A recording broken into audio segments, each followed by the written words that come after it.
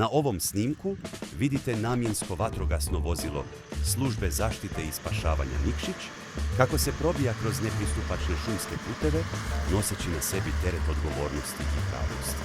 Ovim stazama mogu upravljati samo iskusni profesionalci, ljudi koji znaju da svaki pokret bolana znači sigurnost za njihove kolege i za samo vozilo.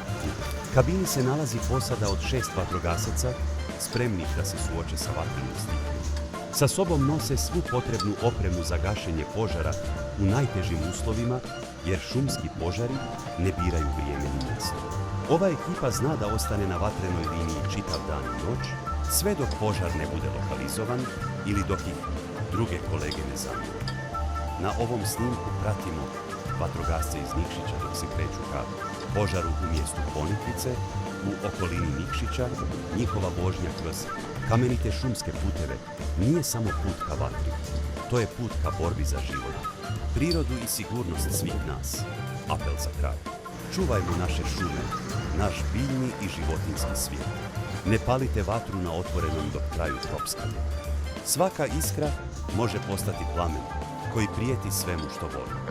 Budimo savjesni, čuvajmo prirodu jer ona čuva nas.